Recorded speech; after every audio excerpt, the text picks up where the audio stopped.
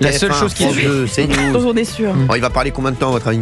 Alors, on n'a pas la durée de l'allocution, mais généralement, c'est rarement court quand même avec Emmanuel Macron. 18 minutes, 20 minutes. Ouais, j'allais dire une vingtaine de minutes. Une vingtaine de minutes, ouais, ça. Pour faire le bilan de ce qui s'est passé, pour renvoyer dos à dos LFI et le Rassemblement National, pour dire que le RN vote une motion de censure qui l'insulte, pour dire que François Hollande est un ancien président inconséquent, qui est capable de censurer Michel Barnier, de plonger le pays dans l'instabilité. Ça va être, à mon avis, une allocution au règlement de compte, parce que de plus en plus, le temps avance et file vers 20h. Il reste 2h30 au président pour nommer un Premier ministre, donc il n'y aura pas, à mon avis, de nomination ce soir. C'est ce qu'on entend dans les ministères et même du côté de l'Élysée.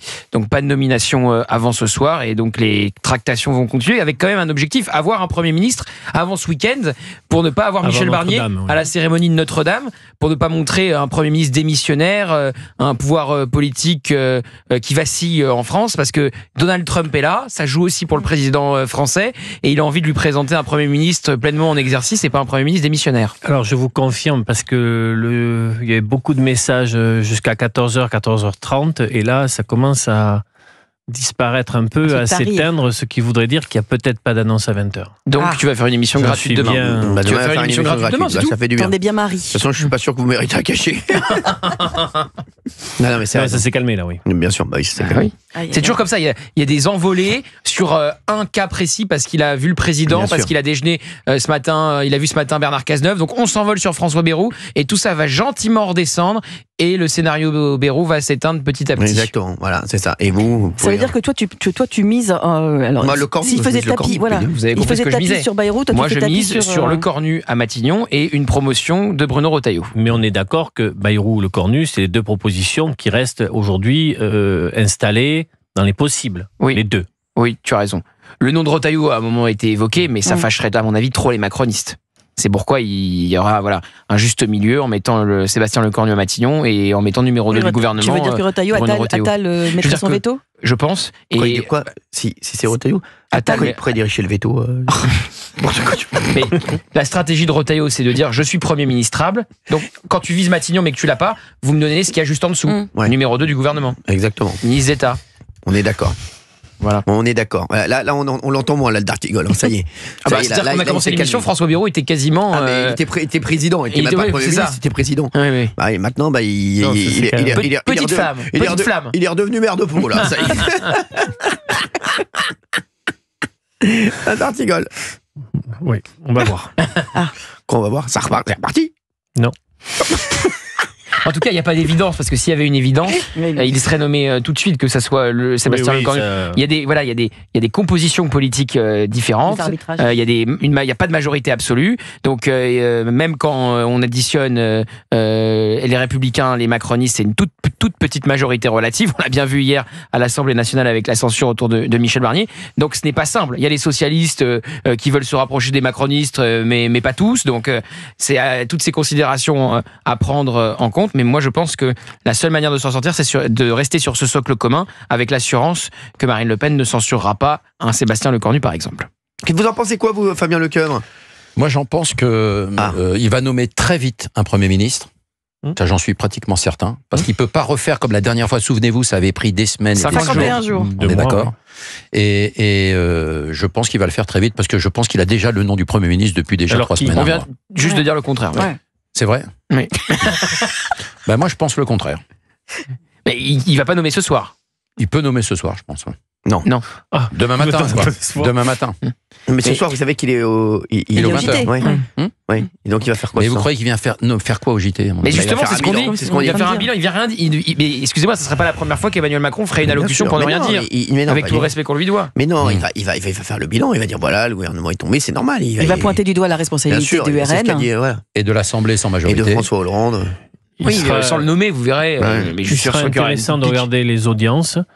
Et vous pouvez pas savoir combien les gens qui sont devant le poste ce soir, et s'ils n'annoncent rien, combien ça peut rajouter sur le rejet d'Emmanuel Macron. Excusez-moi, moi j'ai une question à vous poser. Son micro il doit ralenti à D'Artigol. C'est de pire. Non mais les mecs, mais c'est un fou ce mec. Il est dépressif en ce moment. Le président est nommé ce soir, mais ça sera compliqué de le nommer. Non mais il faut se réveiller D'Artigol. J'ai pas dormi, je vous dis. Réveillez-vous. Il fait trop d'antenne. Allez, on a Marie en ligne. Marie de Marseille. Bonjour Marie. Allô, bonsoir. Bonsoir Marie, merci d'être avec nous. Écoutez Cyril, je suis ravie d'être à l'antenne avec vous. Merci. Franchement, vous faites une émission formidable. Merci Marie, ça me fait bien plaisir. Aussi bien sur Europe 1 que TPMP. Tous les soirs, je le regarde. Je ne le rate pas, je le regarde du lundi au dimanche. Parce que c'est super, franchement, vous dites des vérités, quand vous pouvez aider quelqu'un, vous le faites. Non, franchement, vous avez une super équipe, et j'adore Gauthier et Valérie. Merci beaucoup. Merci. Là, vous faites le grand écart. Bien que Valérie, franchement, des fois, je suis pas toujours d'accord avec elle. Bravo. Trop. Non, trop gentille quand elle parle. Mais je suis d'accord avec vous. Je suis d'accord avec vous. Bon, ça va pas. Je remarque que c'est un budget qu'il faut absolument baisser. Marie, je suis d'accord avec vous sur tout. Je suis trop gentille, c'est ça? Non, c'est pas trop gentil. Il faut qu'à un moment, voilà. Non, elle voit pas les trucs là. Bien sûr. Faut la baisser. Mais on le sait qu'ils vont soigner les gens quand on veut nous dire sur l'AME notamment. Oui, mais oui, quand on nous dit oui, on les soigne pour pas s'ils ont une maladie. Ouais. Vous voyez ce que je veux dire? Oui, je comprends tout à fait. Maladie contagieuse, voilà. Mais bien sûr qu'ils le font, ça. Mais ce qu'on ne veut pas, c'est qu'on recolle des oreilles ou qu'on mette des dents. Bien sûr, bah oui. Ou des anneaux gastriques. C'est pas vital, ça. Bien sûr. Non, mais oui. Voilà, j'ai appelé pas pour ça. J'ai appelé que moi, ce qui me fait peur, c'est un premier ministre socialiste. Bon, peut-être que le Cornu, peut-être, mais un Cazeneuve qui nous coûte 230 000 euros bien sûr. l'année, franchement... C'est pareil pour De Villepin, 200 000. Voilà, Villepin, mais là, on est en train de parler de Cazeneuve qui peut-être, éventuellement, pourrait être Premier ministre. Non, Cazeneuve, j'y crois pas. Je ne pense pas que ça passerait pas au niveau des Français. Hein. Non. Et le Cornu, je veux dire, qui a fait alliance, des socialistes qui ont fait alliance avec LFI, ça, moi, ça me fait peur un petit peu aussi. Hein. Non, mais c'est... Parce que je me dis, il ne faudrait pas qu'ils mettent un ministre, quel que soit le ministre, enfin, quel que soit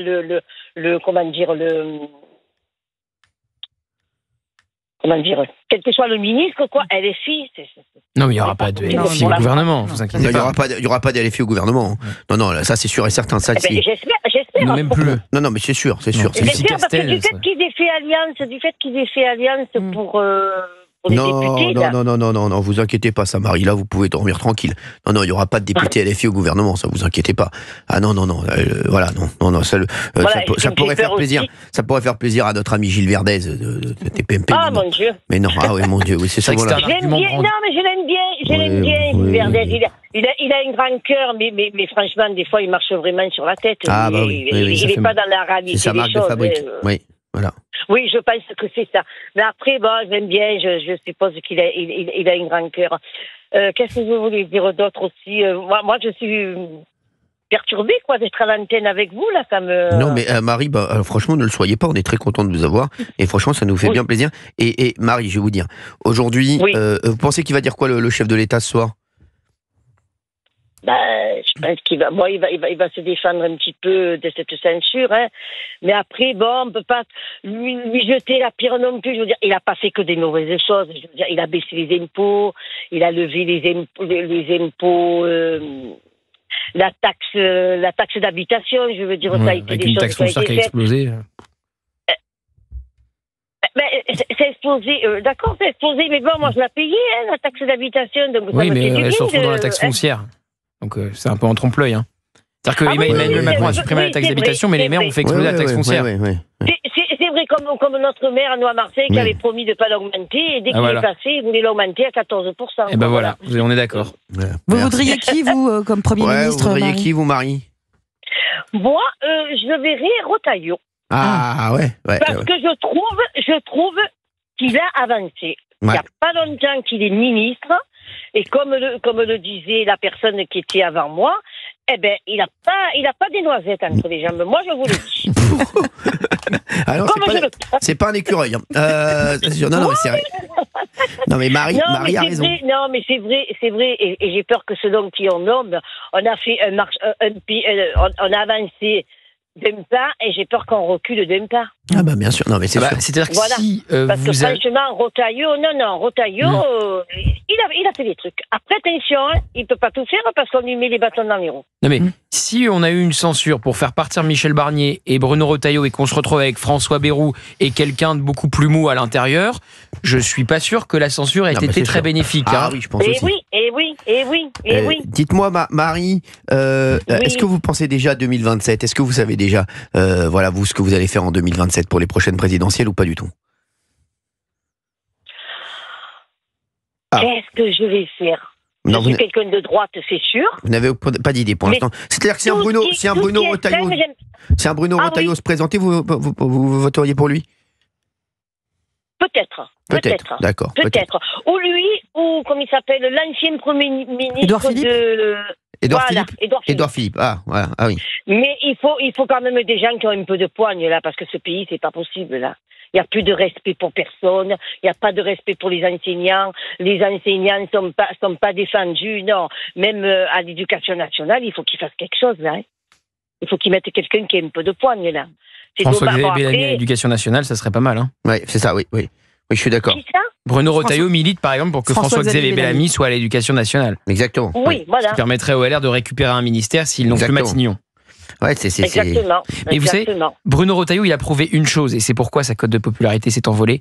Quand un ministre, un politique veut, il peut. On peut faire coïncider le discours et les actes. Et c'est ça qu'a fait Bruno Retailleau. Et on n'avait pas vu ça depuis des années en politique. Exactement. Merci Marie. Merci Marie d'avoir été avec nous. Je vous fais d'énormes bisous. Salut ma Marie. Cyril, bisous et à tout à l'heure. Allez, je vous fais d'énormes bisous. Et ça m'a fait bien plaisir de vous parler. Vous êtes incroyable. Moi aussi. Salut ma Marie. Allez, on se retrouve dans un instant sur Europe 1. Vous continuez à nous appeler 01 80 20 39 21 tout de suite.